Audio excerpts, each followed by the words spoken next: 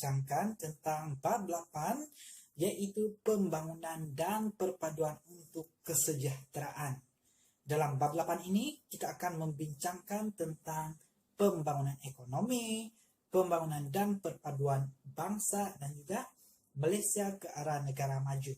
Tetapi untuk video kali ini, saya hanya akan membincangkan tentang subtopik 8.1, yaitu pembangunan ekonomi. Oke, sebelum kita memasuki subtopik 8.1 ini, kita mesti tahu apakah dasar yang telah diperkenalkan oleh British semasa memerintah di Tanah Melayu berkaitan dengan ekonomi di Tanah Melayu. Semasa pemerintahan British di Tanah Melayu, British telah memperkenalkan satu dasar, yaitu dasar pecah dan perintah.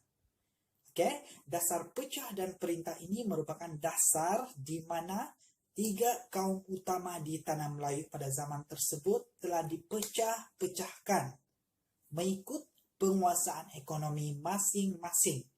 Contohnya, Cina diletakkan di bandar-bandar untuk kegiatan perniagaan, India diletakkan estate, manakala Melayu diletakkan di luar bandar untuk mengusahakan kegiatan pertanian. Pun itu merupakan dasar yang diperkenalkan British dalam usaha untuk mengaut keuntungan ekonomi di Tanah Melayu. Jadi apabila British dia menyerahkan Tanah Melayu kepada pemimpin tempatan pada masa tersebut ialah Parti Perikatan. Parti Perikatan mahu membangunkan ekonomi di Tanah Melayu secara menyeluruh.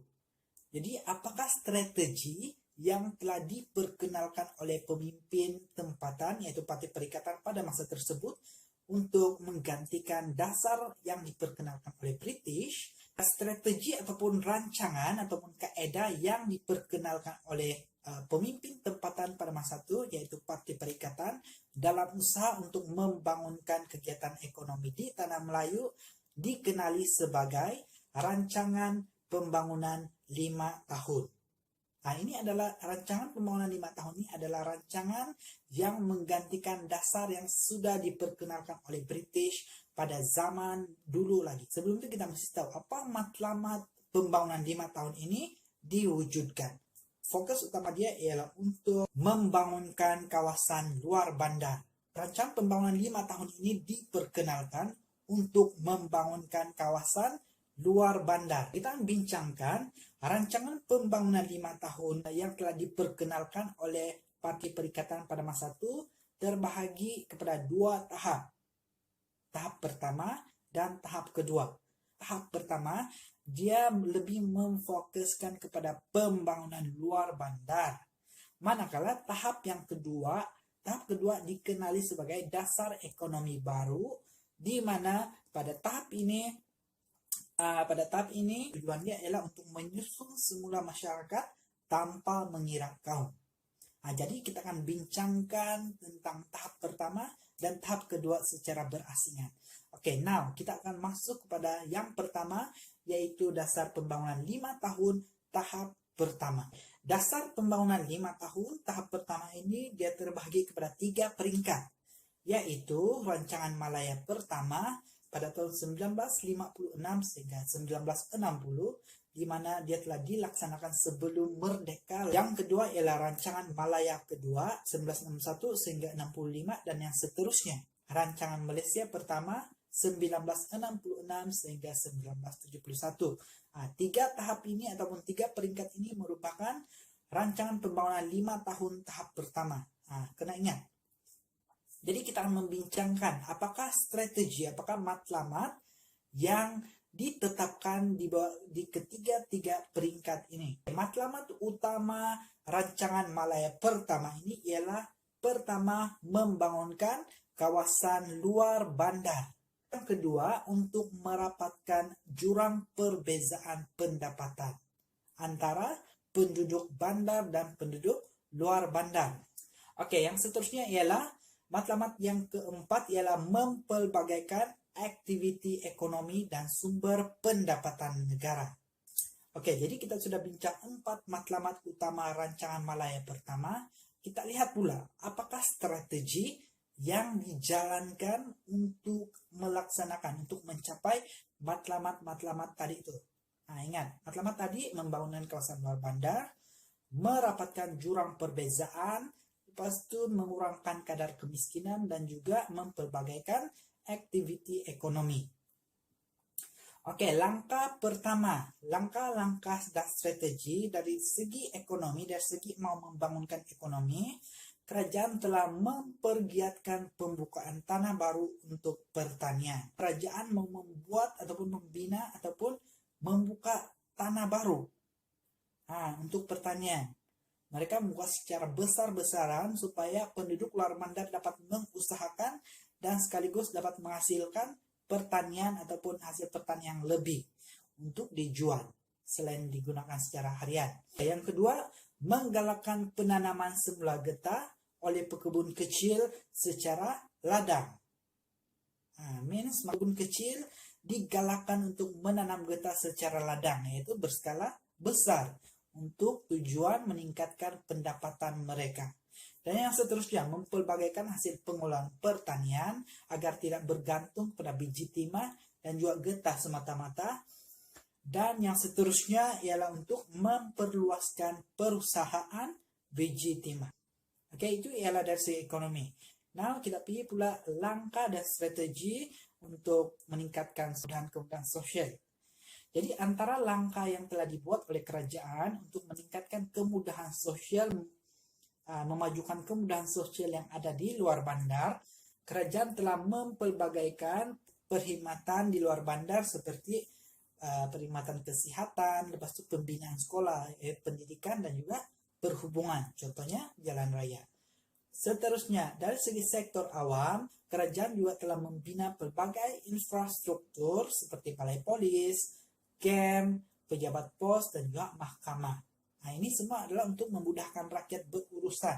Mereka tidak perlu ke bandar untuk berurusan, tetapi mereka boleh berurusan di luar bandar.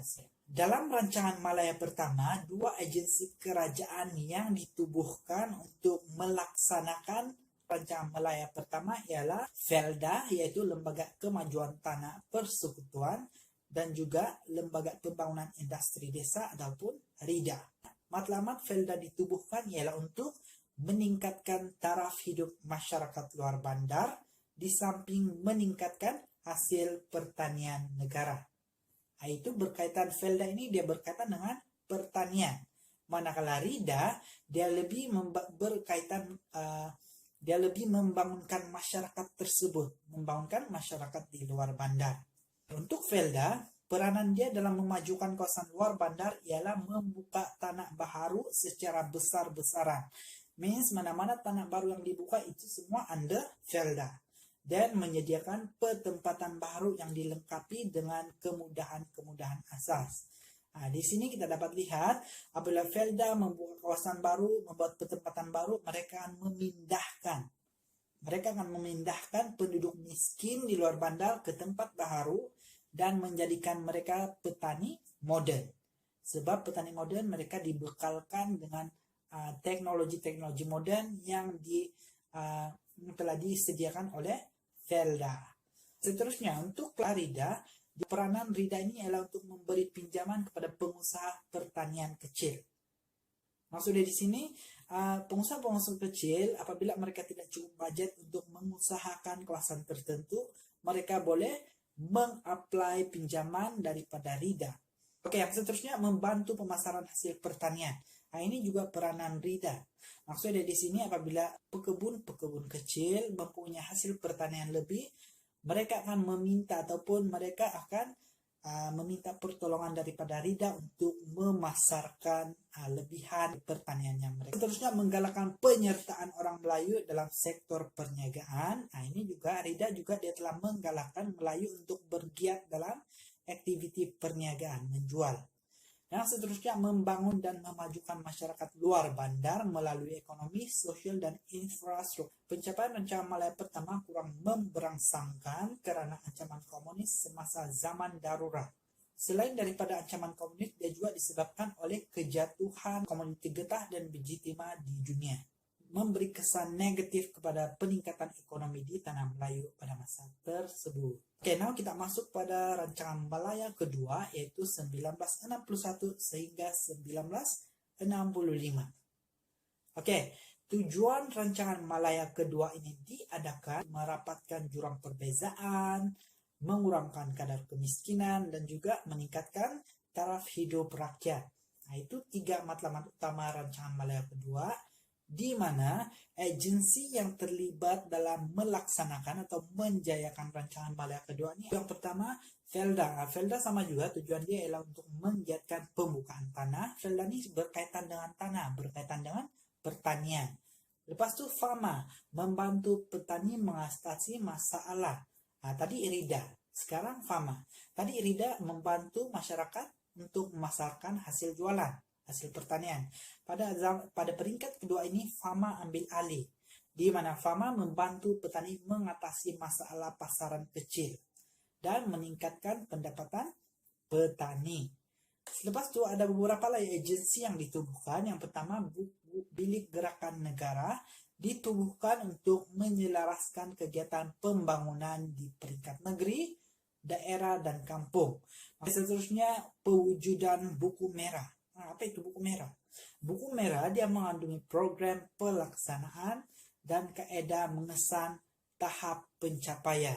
Maksud di sini buku merah ini tujuan dia ialah untuk memastikan sama ada rancangan Malaya yang dijalankan itu berjaya ataupun tidak. Nah, itu tujuan utama dia. Yang seterusnya, rancangan Malaysia pertama. Nah, tadi rancangan Malaya pertama, rancangan Malaya kedua. Jadi dalam yang ketiga ialah rancangan Malaysia pertama, dia diubah menjadi Malaysia disebabkan oleh kemasukan ataupun kemasukan Sabah dan Sarawak dalam membentuk negara Malaysia. Oke, jadi dalam rancangan Malaysia pertama ini telah dijalankan pada 1966 sehingga 1970. Rancangan Malaysia pertama ini dia bersifat bersepadu dan merangkumi semua bidang ekonomi. Dia merangkumi semua bidang ekonomi dengan mempelbagaikan kegiatan ekonomi dari sektor pertanian dan juga perindustrian. Sektor perindustrian maksudnya adalah sektor perkilangan. Oke, antara agensi yang telah diwujudkan ataupun terlibat dalam rancangan Malaysia pertama ini ialah Felda. Felda, ingat, Felda mesti berkaitan dengan tanah.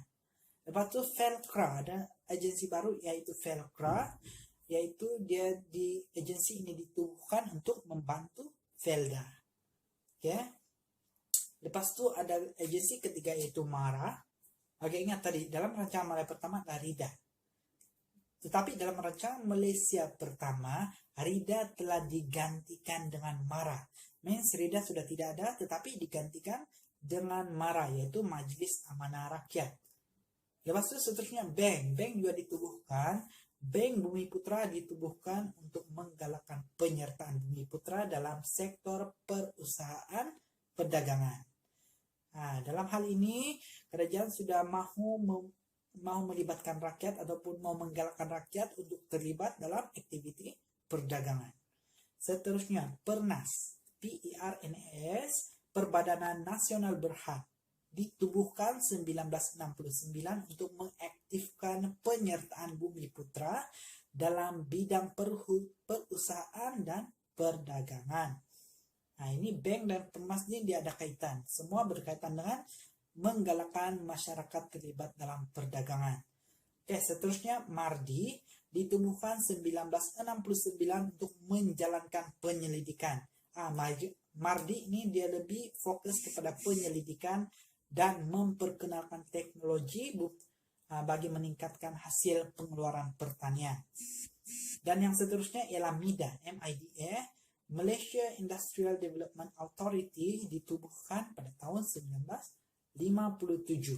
Oke, walau bagaimanapun rancangan Malaysia pertama ini dia telah terbantut.